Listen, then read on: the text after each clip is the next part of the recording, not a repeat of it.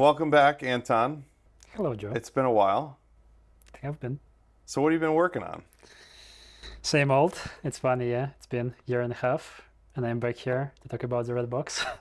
It's still red. Still red. Version 2, but you chose to stay red. Why did you choose to stay red? It's it was somewhat an accident when we chose the red in the first place, but now pretty much everybody, at least in this industry, knows us as this red box. So it would be a shame to change the color.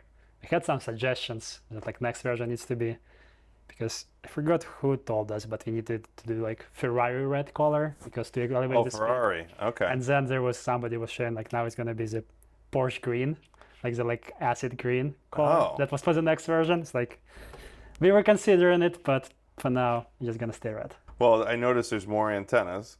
So I guess let's let the cat out of the bag here. You have a version 2. That's what's right. sitting here. Took us a moment, but it's here. Took a couple years, but you took customer feedback. You were telling me a little bit before, Yeah. and that's how you got here. So I guess what's new about it? Yeah, this is still the same. We still treat hardware very utilitarian item. Like we don't try to build the best of everything. It's here to deliver the service, so it is exactly what it needs to be to deliver the service we promise. As far as like what we addressed, there were like few key disadvantages we had before, which we heard from customers over and over, which just needed to be added for simplicity. It's a built-in Wi-Fi, so now it has a decent Wi-Fi 6. Still never do production on Wi-Fi, never use it for mission critical stuff, just bad idea. But since people keep doing it, at least now they have a good built-in Wi-Fi to do it. Second piece is the Ethernet ports. So now we got few extras, and it can be LANs, can be WAN, so you can pick your poison what you actually want to work on. So the PoE out is like is an additional extra. So yeah, because one of the, as we talked before, one of the use case we want to cover is the ability to do the proper remote productions. And a lot of PTZs now can be PoE powered. And if you have a good remotely operated PTZ kit, now you can power multiple of them through the same router. So you only have like one power in, can be like very concise kit you would deploy, and then you can just roll with it. So in that scenario with this version 2, you would send PoE in, or you just need a bigger power supply in? Basically, it's just different power supply, yes. So Oh, right okay, now, okay. so by default, we're gonna send like the smaller power supply because Sure. you don't need it. But if you really want PoE, we'll give you an option. It's gonna be like a little bit more expensive, but doesn't really matter. It's bigger power supply, and then it's gonna be higher voltage, which is compatible with active PoE, which then you can power your devices from. Great. So that's the thinking. And yeah, like a little bit of upgraded chipset, so it's a little bit faster at the peak performance, as we also discussed, which is again never been our goal because we're not about the peak performance. Peak performance is not something you can rely on. Our goal has been and still is to be the best solution for the worst case scenarios. We're just giving you the predictable, reliable baseline, which is gonna deliver what you need wherever you go, so you can do your job right and don't think about yet another thing. Simplicity is a key. Simplicity, what you need to chase, simplicity, what scales, simplicity, what you can actually work with. And in the space of live events, like over the last few months, I've been on a few different sets actually, which is again, not something I do, but just randomly some of our customers or partners were doing it and I just happened to be there. Movie sets or what? Different live event sets, and I've seen something like a single person presentations all the way to the $50 million production sets. And one common theme from my perspective, it's like the place of chaos is inevitable. Like there's always something going to be go wrong, always something is different. You cannot prepare for everything, but the least amount you need to juggle and the least amount you need to react to, the better. And that's why, again, our goal is to give you predictable, simple networking, which gives you zero technical overhead. And you just know you're going to turn it on, you know it's going to work, and you know you don't need to think about it. You know you don't have to train and get a PhD in networking to get it running. It's just going to work. And if something needs to be adjusted, to change, to your situation changed, to your use case changed, we are there to support you, to help you. We respond very quickly. extended hours, live support responding within seconds for this exact reason. So you stop being your own, at least as far as the networking goes, at least for the last mile piece. For the first mile, as we also discussed, it's like still, if you need something complex, you know how to do it, hopefully. That's we cannot help you with. But for the last mile, which is sometimes you're gonna get a fiber, sometimes your customer gonna say it's on you to figure out, sometimes you will show up and they just would assume that it's working, but it's not. All of the things just happen, and with this, you don't need to worry about it. And so that's been the goal, what we were working towards over the last several years. And that still is just simple, as our motto says, simple, unbreakable, wireless. It's just gonna work. Yeah. So basically, version 2, you just kept with the same thing, made no changes. No, I'm just kidding. Well, it's still reliable and simple. Exactly. We kept what we needed. We added what we were missing. We kept the same size as we discussed. So if you have rack mounts, it's gonna fit in the exact same holes, gonna fit in the exact same racks. So that's not a problem. But it's just the Wi-Fi is a good addition because you used to send out these little dongles, and I think you guys even said basically don't rely on it. And exactly. So we always said don't rely on it. It's just for your simple operations like checking emails, like browsing, whatever it is. Still, we saw so many people using it in crazy environments. They're like running multi-asset productions on it, and it was successful. So like you cannot make them stop, but that's what people been doing. So at least now, for that purpose, you have a good Wi-Fi 6. And so like one of the use case is pretty common with us is trade show internet. When a lot of our customers and partners they just need internet at a booth a few times a year. And if you ever try to have a booth at a trade show, you know what the fees are. It's going to be often outrageously expensive for often worse quality connectivity than we can offer. So typically it pays for itself the first time you turn it on multiple times over. And if you run a trade show booth, which is 10 by 10, 20 by 20, even bigger ones, that's where Wi-Fi probably would be the most convenient. You're just gonna like deploy it and you don't need to have extra Wi-Fi router necessarily. So that's a good example where it would be probably the most useful. But as far as like, if you need any complexity on your local network, whether it's advanced firewalling, advanced subnetting, some sort of Wi-Fi mesh networking because you need to spread it across bigger territory, whatever it might be, there are so many other solutions which can do better than this, and we don't want to compete in the areas where we cannot provide any extra value. We focus on what we do best, we focus on things which there is a gap in the market, and we solve this problem well, and we don't want to pretend that we're going to do better what's been on the market for multiple decades and been perfected in so many different forms. I mean, I like to think of you all as sort of my wireless ISP, where I don't use I had Comcast, now we have Frontier, GoNet Speed, whatever, you pick your poison. I don't use their routers. I just use their connection, and then I have either pfSense or Unify or one of those. So it's the same kind of thing, right? I mean, that's what you're getting at, is if your local area network, that's not really what this is for. Now, there have been times where I have wanted to just have Wi-Fi just because I need to connect the computer and receive an email or a PowerPoint or something on a job, and I don't want to have to, this is all I have with me. It's nice to be able to just do that. Not necessarily relying on a stream. Maybe I have this plugged directly into an encoder hard line, but I still need to check my email so I can connect to it. Makes life a little easier, right? Exactly. Still three modems. Still three modems, 3 SIMs, same old best data on the market, which I'm never going to be tired talking about. Best data on the market. That's extremely important. Turns out, not all data created equal.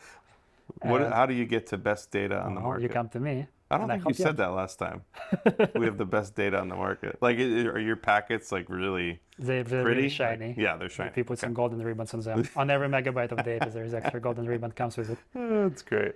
But all seriousness it's hard to get enterprise subnet highest priority data, which also routed natively.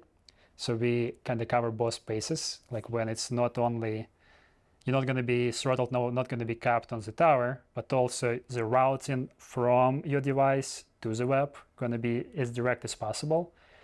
So if you've seen data suppliers on the market, like often when you get those multi-SIMs who promise the same thing, you would get latency north of 100 seconds, 100 milliseconds. And with us, on average, it's sub 50 on the data side, because we've worked hard to get this integration right, to find the right partner, to find the right data pipes and channels, to make sure that the performance is great and the latency is as low as possible for the wireless 4G networks. And So, sorry to cut you off, but multi-SIM, for those who don't know, yes, and I know I recently got updated SIMs from you, yes. and now they all look the same. So it's not like T-Mobile, Verizon, AT&T. So I assume they're still on those networks. But what is this multi-SIM? Well, so those are eSIMs you got, which helps us to be able to deploy same units internationally. Primarily, that's primary benefit of the eSIM. If you need it internationally, it's not going to work out of the box. But if you reach out to us, we'll make it work. Oh, that's new. That helps with those Oh. eSIMs. But as far as networks on them, you're absolutely right. We're going to log them on the Verizon, AT&T, T-Mobile, because what we learned is that jumping between carriers is not the best way to do it. You have to jump between carriers if you only have single modem, single SIM. That's the only way you can regulate it. But if you have multiple modems, multiple SIMs, empirically, we realized that the best way to do it is always try to connect to all the best networks at the same time, even though at a given moment one of them might be completely useless because of the coverage, because of the noise, whatever it might the reason be. But it changes and fluctuates enough, not only across different areas, but also over time in the same location, that just being connected to all of them and using them at their best capacities at all times, that's what gives you that best baseline performance we were talking about at the beginning. That's the only way to do it right. So now these SIMs you might get, if you're going to get a box, are all going to look the same, but they're still connected to the three major networks. And it's still you're aggregating the data costs on a per gig. Is it still $8 a gig? Still same pricing, yes. Okay. We have a little bit of an option now with the prepaid data packages, where you can get, if you know you're going to be deploying a lot and using a lot across maybe multiple different units, there are some discounts on prepaid, which now with this new data supplier, we have a little bit more flexibility about it. So that helps. But the postpaid data plan is the same, yes. Sure. Yeah, and that's what I personally use, because for streaming, I'm not streaming 24/7. So it's not a consumption issue, because I'm billing back if I'm going to stream for 3 hours at an event. $8 a gig, it gets buried into the, it's just part of the cost of streaming. Exactly. So if you're using it for live production, I think that's probably what most people do. That's just the easiest way to handle it. And again, that's the only way you can get something which is going to work reliably, consistently, and you don't need to worry about, because you can use your own SIMs, and we have use cases where people do stream 24/7. Those use cases do exist, and for them, obviously, $8 per gigabyte going to be extremely much. Sure. So there are ways to simplify, optimize the costs. We've done a lot of different options where we can supply it, where our partners can supply it, or the customer can find it direct. The difference is we will never be able to guarantee what's going to happen with those SIMs on the network side, whether it's going to be, again, the fastest, whether it's never going to be throttled, whether you're actually going to get the priority where you need it most. So if you working a lot with mission critical stuff and a little bit extra budget is not a problem, we recommend to go with the default option. If you need to optimize for something else, we can work with you and make it happen. And that's kind of like worth highlighting, like overall how we're different from pretty much anybody else in this space, is that like we have this trifecta of product understanding and expertise, the services, because we deliver, it's not just a piece of hardware we send like everybody else does. We provide this end-to-end service when it's just gonna work, again, turnkey, when we have like high quality, extreme live support when you need it. And like it's all built into the service. But the third piece is we have telecom expertise. And this is big portion which everybody glances over, but it's actually what makes the most difference as far as like making it actually plug and play. Like I personally spent, at this point, about like over 4 years, talking to all different data suppliers, talking to carriers direct and indirect, and finding and sifting through those different options. And like one of my most recent big wins was specifically on one of the big carriers. One of the protocols we use natively wasn't supported on the native network, so we had to get some additional wrappers, and the network itself became sub-efficient because of it. And sub-efficient means like 10-15% slower than otherwise would be, but we care about this obviously. So I've been in talks with them and by all different channels for over 3 years to fix this. And finally, like a few months ago, they finally delivered, and they finally patched the core network on one of the major carriers. So one of the protocols we rely on is supported natively, which means we got better latency, better speeds for the specific carrier across the board for everybody who using these new SIMs, which is again, like that's the length we go into to make sure that what we promise is actually there. Again, end to end, it is a product, it is a hardware, but it comes with a service, and we make the telecom headaches go away. You just turn it on, it works, provides the power, we take the rest. Last time we spoke, I think it was probably 1.5 years ago, something like that. We were talking about how priority on a network matters. So you have MVMO, there's basically 3 main networks, right? But then there's priority based on if you are a first responder, you're in one band. If you are an enterprise customer or a business customer, or you're like on the lowest prepaid plan, you may get high speeds, but as soon as someone else or multiple people try to use that data, you're going to get bumped to the bottom. So it's like a quality of service situation. So where do these new SIMs fall? Are they still So it's kind of going to be different carrier to carrier, and like the priority queue is a little bit of the not well covered and exposed topic, but the simplest priorities is, as you said, MVNOs typically on the lowest bucket. So if you have the network overload, MVNO is going to go down first. Consumer MVNOs, I should be, because there is enterprise MVNOs, they're different. Then it's going to be native networks. Right now on the 5G, new thing came up, which is fixed wireless for 5G, home internet. So home internet going to go before the phone internet going to go down. So like if you follow the deployments of fixed wireless, you could hear stories about like and some places where they overestimated the capacity and they like overloaded on the home internet, and like often situations where the home internet slows down but the phone still works. That's exactly the reason, because phones are prioritized over the home. And then above that goes enterprise subnet, which typically like most of the IoT deployments use. This priority is different from first responder priority, as you mentioned, because first responder priorities, they typically have dedicated bands which they can use, and some of them available to public, but as soon as emergency situation occurs, towers change the way people assigned bands, and you basically get kicked out from the emergency bands, and then it's dedicated to the first responders. So this process is different.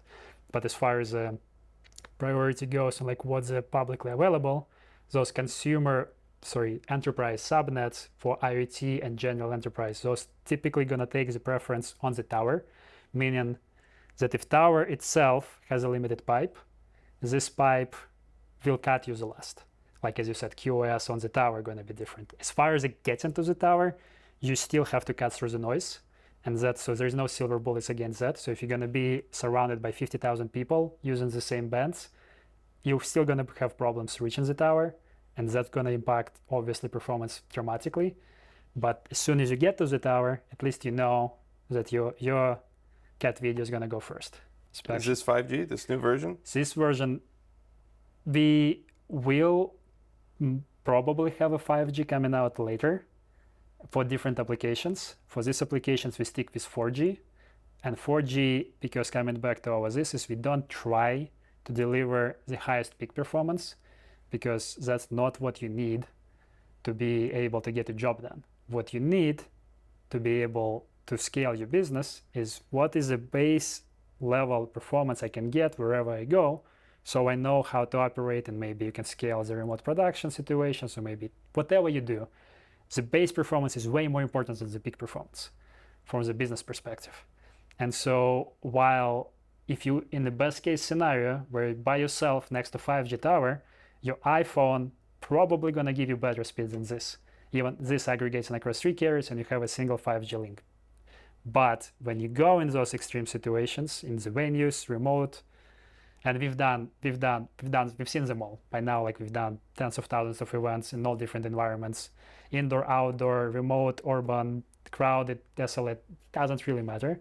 What we see is that consistently in those situations, that's where we shine, and that's where we're gonna give you this baseline where most of the others will not be able to. Yeah, I was just somewhere a few weeks ago and I tested my iPhone and it finally said 5G plus somewhere, and I think I was getting 1,300 megabits per second. But who knows if that's, I mean, it's just a buzz number. Like, I don't know what's the latency if I start pushing over time. If I'm streaming for 3 hours, is that going to stay at 1,300? You know? And even more importantly, is upload download, because all the consumer networks are like just in general, all the networks are designed to have much bigger downloads than uploads, because that's typical usage. Yeah, the upload was like 20 or 30. Exactly. So 5Gs are not optimized for upload, and what's been like, they technology-wise they can carry more, but in reality what started happening is that more and more and more load started shifting towards 5G, and that's what we see ourselves and our customers and partners in majority of these situations. And where networks actually are busy, what you see is that 5G performance for the upload, while download still may be good, for the upload, 4G gonna give you better performance very frequently. Even though the 5G modem is supposed to be able to switch back to 4Gs, there is not enough intelligence in the system and not enough incentive for the towers to do that anyway. So you're gonna stay on the 5G even though 4G gonna give you better upload. And we see it very consistently coming back to what we try to deliver. There is no real use case we serve today which requires 1 gigabit download speed. But there is a lot of use case which requires 10, 20, 30 megabit upload speed, which would be consistent across all deployments. And the state of the art today is that 5G cannot give you that, cannot give you this guarantee. Yeah, I mean, I personally don't care how many G's or what G's it is. I'm doing a stream most of the time. It's maybe at most there's a primary and backup. But let's say there's a primary stream, at most 10 megabit per second. So I want 20, 25 for overhead. Yeah. And I just want it to be lower latency, as low latency as possible. I want it to be consistent and reliable. So as a broadcast person, people doing live events, hundreds of live events, I think that's what that's what I am looking for. I don't care whether it's 5G or not. Now, I'm sure there are use cases. Plenty of use cases where 5G for the last mile would make a difference. But then I guess in those scenarios, like I think of a festival and you're providing Wi-Fi, if there's retries, if it goes out for a few seconds, it doesn't exactly. So do you even, I mean, at that point, I guess you could use this, but if you got one of those Wi-Fi, or even just like one of those business Wi-Fi modem, like, I guess this is really the pitch is, it's the reliability. That's what you're paying for. That's what this thing is, right? Reliability and simplicity, that's the pitch, and it's exactly right. And so when I was talking about that we likely will release, it's not set in stone, but we prepare to release 5G version in not too distant future. But as far as how we think about use cases, it's going to be very different. For use cases you yourself pursuing, we still would pitch 4G because of what we just discussed. And for the situations where you need much more data and you have some fault tolerance in this data, it's not as mission critical, you find losing somewhere, or you find, as you said, if there's 300 people using your Wi-Fi, it's fine if it's going to slow down or break for somebody, it doesn't make a difference. So those situations, yes, 5G is a better fit always, because that's what they're designed for. You have your 3 carriers and potentially a WAN connection. Like, let's say we're at a hotel and we're doing a corporate event and we're doing a live stream. And they often will hand us a local network coming out of the wall jack's falling apart. You know, Mm-hmm. I don't know what the speed is. It worked last week, but not the week before. You know, this is the typical story from pick your hotel ballroom. Mm-hmm. We plugged that in, but it's something. And now I have now 4 connections. I have my WAN connection and my 3 SIM cards, my T-Mobile, my AT&T, and my Verizon that are in here. So now I'm going to go stream, or I'm going to do a Zoom webinar, or I'm going to do whatever I'm going to do.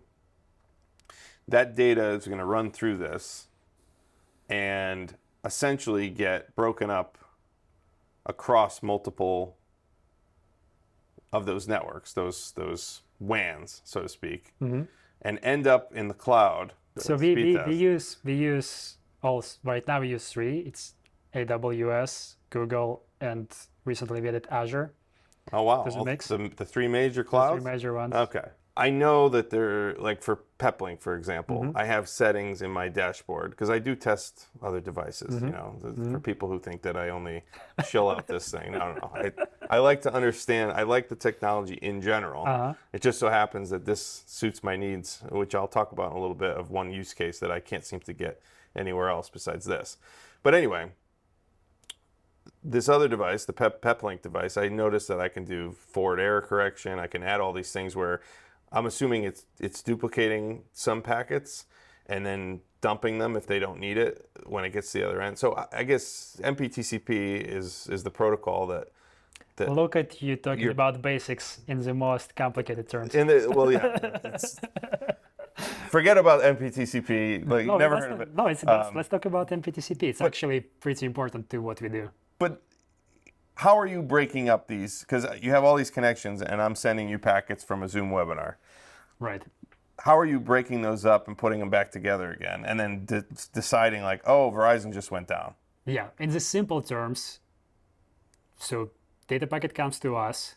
We know what's going on with the networks connected to us. So we have, as you said, in this case, 4 WANs. You can add more. You can add extra WAN. You can potentially even put your hotspot from your phone as input as well. Some people do that. So you can have more than 4 connections. But assume in your example it's 4. So we get the packet, we split it, and then we know the performance of individual channels because we already pushed a lot of data through them, and we know this channel is this latency, with this amount of throughput, roughly it can eat so much data, and others are that performant. So we start spreading the data, those chunks, roughly similarly to the capacity. So if you say your WAN gives you 20 megabits and cellular 1 gives you 10, cellular 2 gives you 5 and 5, that's roughly the spread you're going to have on the data usage.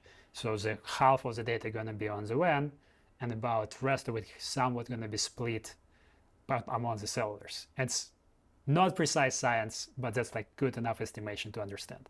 And if you have absolutely perfect WAN, you plug in fiber into us and it's like give you 5 milliseconds and gigabyte of speed, then your cellular going to be barely used at all. So that's just like when we talked about failover versus full bonded. In those situations, just don't bother with failover. You're going to spend $5 on cellular data through your entire stream, but you have all bases covered and you just don't worry about it. So that's kind of like important piece that for your use cases, we always recommend just going in full bonded mode. But you're not duplicating packets? So as far as like the redistribution goes, this is like second layer. Like if something comes through in a way which it cannot reassemble on the server side, if we see that one of the channels slow down, then we're going to retry this packet over another channel. So which can create a little bit of a jitter, but because we adjust to it immediately, you're going to lose, so your jitter going to be intermittent and then we already adjusted. And now one of the cellulars slow down, so we're not going to push data through it anymore. Or we're going to slow it down, or if it's slowed down dramatically, we're just going to kick it out altogether. We're never going to, and we're not going to use it until it restores the performance. And we're going to retry like a regular TCP packet. It's going to be retried, but just going to be one piece of it going to be retried instead of entire thing. So it's much faster. And in practice, this methodology is enough to keep our latency still the smallest on the market for the aggregation because of the type of data we choose and because of the native MPTCP implementation instead of having the proprietary bonded solution. So while you're gonna find examples, synthetic examples, where you may find other solutions to give you a little bit of an edge. In practice, it's just gonna work. I see. So if you were to do packet duplication, it would add a lot of latency. It would add, it's not necessarily latency, it would eat up your bandwidth, it would eat up your data flows. And in practice, the way the retrial works within MPTCP is fast enough for you to not worry about it really busy problem on the latency side. So the reason you would duplicate is that if you absolutely must, like your target latency is 50 milliseconds, and as soon as you go above that, everything crashes. In these situations, that's where the duplication is relevant, because you would just spin the same data multiple times, and then you're just going to pick the one which works, which we used to do for the local networks in our previous life, which we discussed before, but it's not the point of this video. But in real life applications, in reality with what we see, it is an overhead we don't need. Gotcha. No, that makes sense. And you've been, I mean, this box has kind of been running and been tweaking for what, 3 years now? Is that what you said? 4 years? Well, we've been on the market for over 4 years, and this is the third generation of the hardware coming out. Oh, so it's really version 3. That's, It's version 2 to me, because I had, I guess, version 2 already. you never had the first one, but we still have customers who run in the very first version of it, and they're still happy with it, which is They're still paying. still paying. Okay, so it must have worked it's a little bit. Now the packets get to the cloud. Pick your cloud. In my case, you have me on a Google server, and I get my own dedicated server with my own IP. Yes. Okay, essentially. So it's your own dedicated IP, and that's why the port forwarding works, and that's why like the data separation goes. And if you need, there's another thing which happens, like some people are regional and they're going to stay in the same area, so it doesn't matter. But some people travel across the country, and it makes a difference where they serve on the East Coast versus West Coast. And we're flexible about switching it up. So if you know you're going to be moving around, ping us, we're going to give you a different server, which is going to reduce your latency a little bit. In practice, coming back to the first point, is like it doesn't really matter. Like we have a lot of people asking me about latency, and practically nobody ever follows up with me about latency, because they're very worried about it at first, and then they run what they do on it, and they realize it just works, and they just never come back about how we can hyper optimize a little bit more. It's the base performance is good enough for them to never worry about it. I mean, working in cloud, I mean, once it gets to, like once you're past the cellular point and you're on a backbone of the internet, like we're talking about splitting hairs. I mean, there is physics of the distance between. Coming back from the fiber from the west to the east coast through the physical internet, not hypothetical, it still has you about 30, 40 milliseconds. Right. So which is, again, for some people it does make a difference. In practice, nobody really cares. Yeah, it depends on what you're doing. If you're doing something super, super real time that needs to be as low latency as possible, then it's helpful. Yeah, so we have one of our more recent addition to the partner network who actually first people who really care about latency, like, and because they have AI powered advanced PTZ type of solution, and they AI running in the cloud.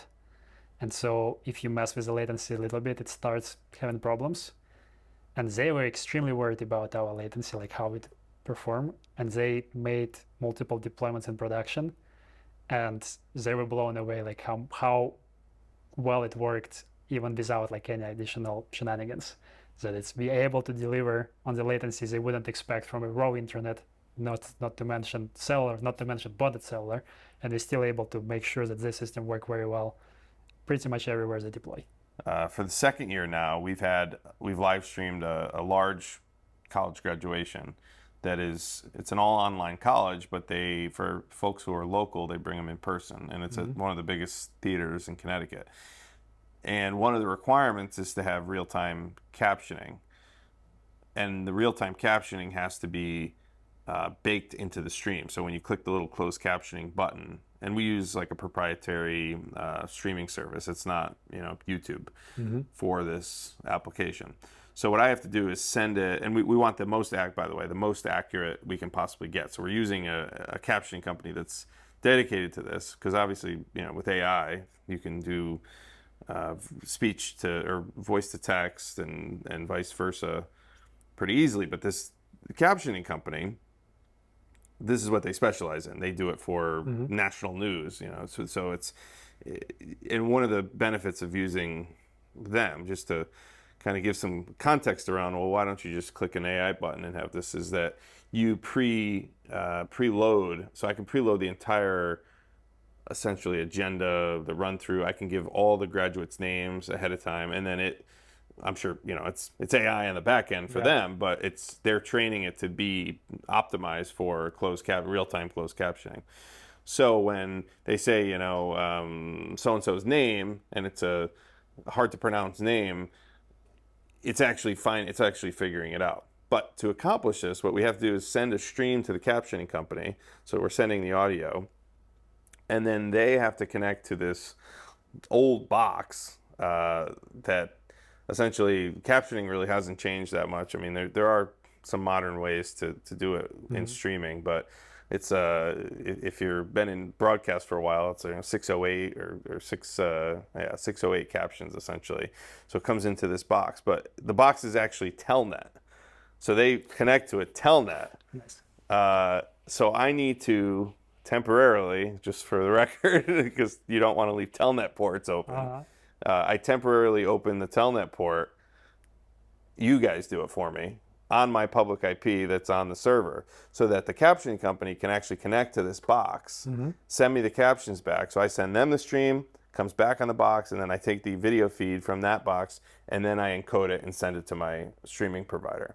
Now, as far as I can find, I haven't been able to find another bonding solution that's able to let me have an open port forward to a LAN address, so that I can do something like this. And there's other applications. I mean, this is just one that I'm actually doing regularly, getting paid to do, where I need this box to be exposed to the internet. Irregardless of safety of Telnet, we shut it down immediately after the stream. Well, there is one simple way to do it. You just have a filter on which IP can access this port. We can actually set it up for you as well. So you can do that now? Yeah. Okay. You need to talk to us about it, but you can do that. And this way, it's not a danger anymore. You just only from this destination IP going to be accepted to this port. And we do have the ranges I have the ranges from the company. Okay, I'll have to set that up, because we don't want to leave Telnet ports open. True. So, but that's the benefit to me of this. Well, there's a lot of benefits, but your particular device, I can have that public IP address. And there's other, especially you're talking about PTZ, pan-tilt zoom cameras, being able to have a controller somewhere that can hit this IP and then talk to something on the LAN. I think Peplink has some sort of thing like it, but it's really not. You're not getting it's not the same experience. I've played around with it a little bit. It's not like I can just email support and say, I need this port and I need to be open, and that's typically, I get an email back within a minute and it's all set. So, that kind of leads me to what I want to talk to next, but I'd like to kind of hear your comment on this, and if there are other use cases that I'm describing that you've seen with having port forwarding. But I want to get into the conversation about the differences between, let's say, a LiveU or TVU or Degero or one of these that are were born out of the news and live streaming news, moving away from sat trucks. But I guess any thoughts on what I was talking about with the captioning? On the port forwarding side, so we see a lot of different use cases where it's relevant. One of them we covered before, as far as management of your local network. So we can just port forward to your router, and now whatever the router admin portal is just exposed, and you can use it specifically for your needs. So this way is one simple example. We've seen a lot on the, as you described, on the camera access, some local management platform on the camera access.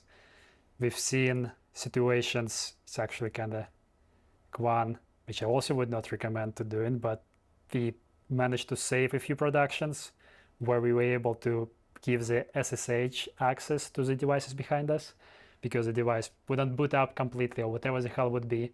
So like the system wouldn't boot up, wouldn't report back to the home base, and they just get lost. Like, I don't know, they don't know what to do. And we able to open up the direct line, and so the access is through command line to their device, and they're actually able to do the manipulations they need to do. Similar to a telnet situation, but just different flavor of it.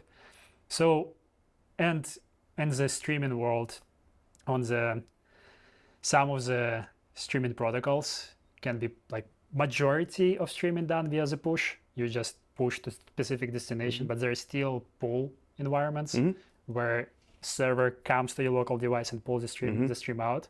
So that's where port forwarding is relevant. You just open the right gates so that pull can happen. Sure. So there's plenty of applications. Ultimately, and because of the static IPs you described, this is also a big deal in terms of like you're gonna deploy in different places, your configuration is gonna be the same. So you don't need to redo it every time. You just set it up once, and wherever you go, whether it's Connecticut, whether it is Florida, whatever you do, it's just gonna be the same thing. Which is, and coming back to the like hidden benefit of the aggregation as well, because if you're gonna put your fiber in, there's gonna be one IP, and then you have to switch to another one, it's gonna be different IP. Good luck figuring it out how to get your port forwarded on a fiber router. Anyway, and this way, it's all abstracted away. You're gonna have consistent sessions, consistent IP addresses, consistent configuration. Coming back to the first point, keep it simple. It's just gonna work. Stop making headaches you don't need to have. It's a really great point on the fact that, like, even if you were to carry around a hotspot and get AT&T or someone to give you a static IP, that's not going to be on multiple carriers. So you're actually having an IP on all the different WANs, and then you're aggregating that to exactly. one IP. So there is people come to us when they purchase static IPs from the carrier, which is extra price, and they come like, how do I handle static IPs for my applications? Like, and our whole point is we don't care what IPs you have, as long as whatever you have channel can send bytes from your destination to the intranet, we can use it. And it's going to be wrapped into our wrappers, and all the configuration going to go through that IP, which is going to be shared static IP for all of them. Just stop worrying about it. You know, I've dabbled with some of the other products, LiveView, TVU, Degero, LiveView being one that I think works really well for video encoding. And they're used in the field. If you are not familiar, if you see a news person out in the field reporting, they probably have a backpack of some kind, and it's got a bunch of modems, and it's a similar, like conceptually it's similar. The big difference is it has a video encoder in it. It's really meant to plug in video, an SDI video or an HDMI video, and sort of be, I think it still has kind of the simplicity, but it's a video camera plugged in and sending back to a station. A lot of times there's a rack mount device at the news station, for example, that's receiving that, and it's kind of doing that deaggregation, I guess, or aggregation, or whatever you call it. But a lot of those devices really don't, some of them are offering some connectivity, like if you need to connect your laptop to it and send an email, but they're not really going on the basis of taking all this, and obviously this is just from my own research of trying to figure out what's the best for me, because I like you, Anton, but if this isn't the best for me, I got to make a business decision, right? So for a use case, like for example, that closed captioning, even if I had the top box from any one of these companies, I probably couldn't do what I'm trying to do with that. So I guess that's because people might say, well, I have one of these, I have a LiveView, why would I need to have this versus that? And I think they do a really good job at doing video.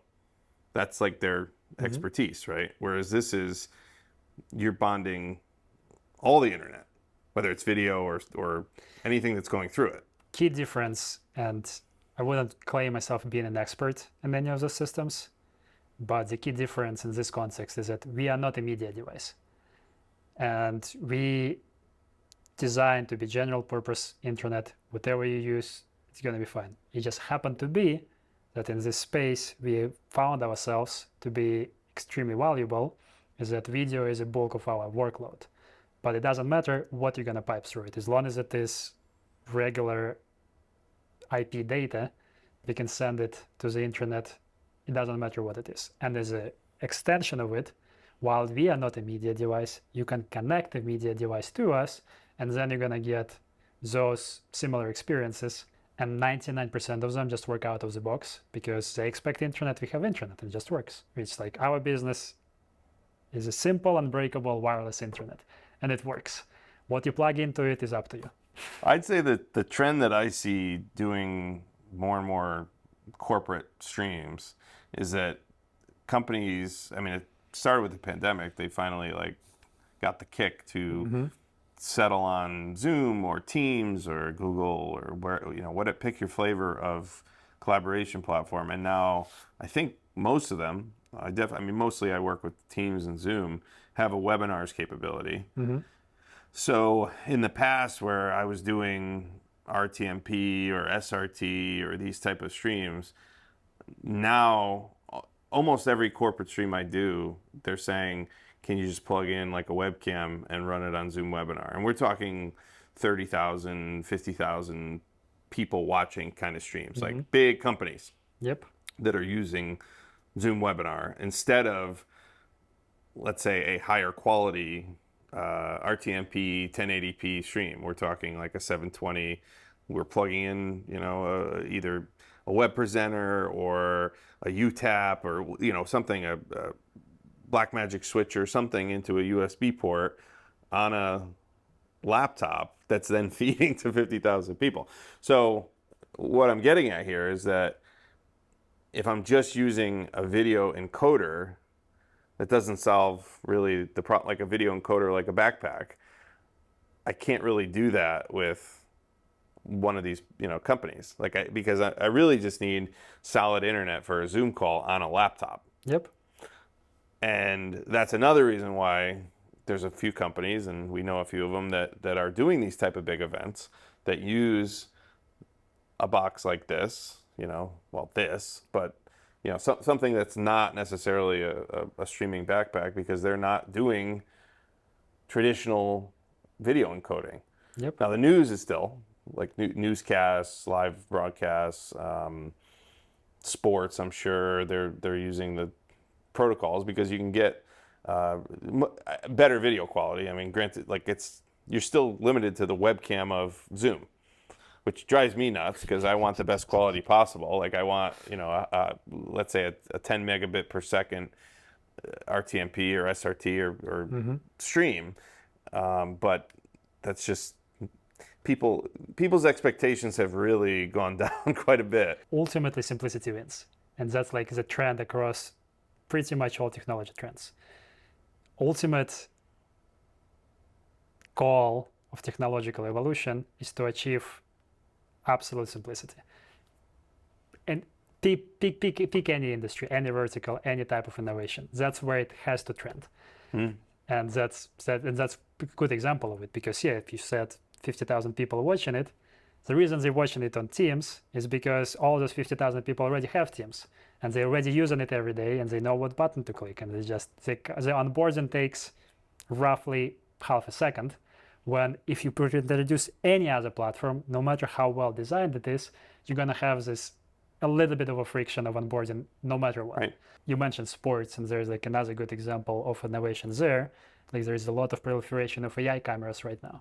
And AI cameras, it's going to be very hard to plug them in SDI because they do a lot of stuff themselves and they're designed to stream themselves. You have a camera which captures everything and creates your end stream product. And the more they're able to add, like following the ball or like showing the highlights of who the players are, or like there's different layers of different functionality. But ultimately the idea in sports specifically is that it's often like for the top tier, obviously you're going to have production and it's going to be top notch. Sure. And that's typically the highest quality production is in sports, top tier sports. But what about second tier, third tier, where the only person who's going to run your stream is going to be assistant of a head coach, who's going to have whatever, like 60 seconds to set everything up, and they have to deal with their own stuff. How are you going to produce high quality streams in this situation? And the answer is your tools need to catch up to keep, again, as plug and play simple as possible. And that's where AI solutions come into play. And they, again, it's still not perfect, still not going to compete with the high quality multi-cam deployments, but it does the job, and it does it on a very budget friendly manner. But for them to stream, they need internet. They cannot give you an SDI out. They have to be just general purpose internet. And again, that's where we come in to keep them actually plug and play. Because if you show up on a new field with an AI camera, good luck finding a connection to actually make it work.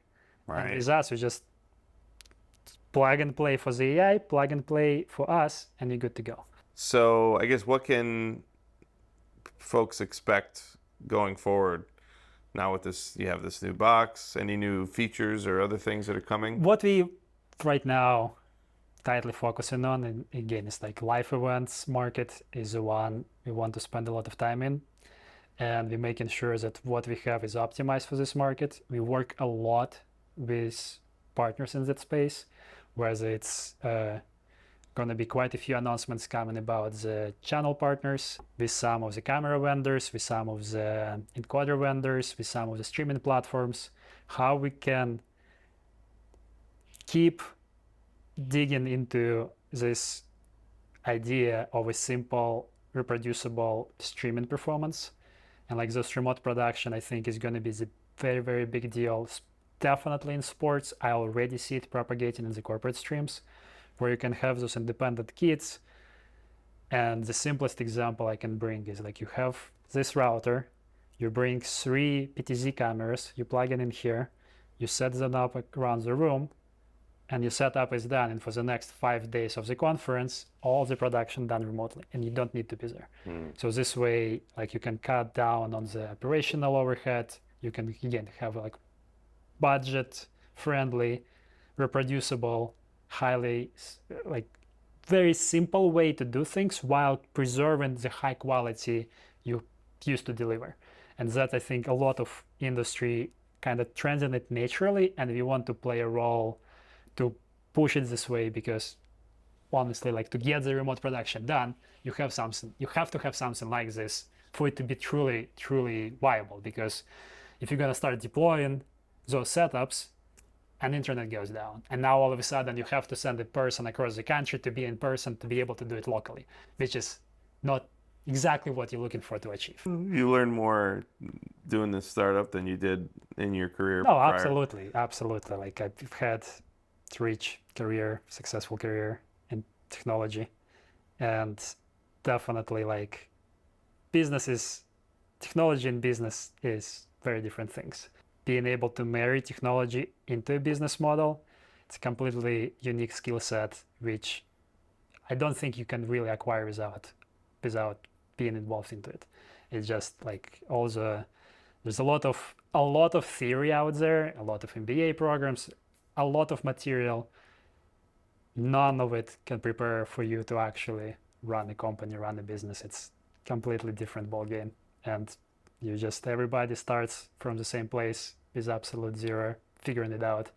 And if you have the grit and perseverance, ultimately you're gonna get to a point where you're like, okay, it's finally clicking, now it's working.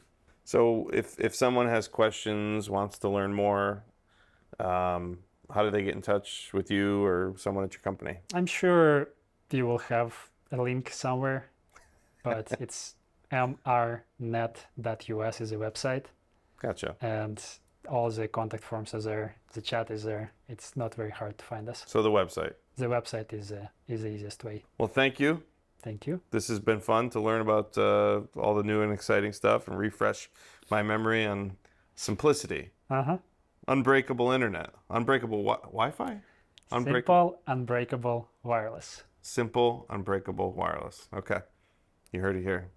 Great seeing you, Anton. Likewise. Love it, Joe. Did you say you love me? I said, I love it, Joe. You don't love me? But now, apparently, I love you. Thank you. I love you too. You're a friendly person. I appreciate that.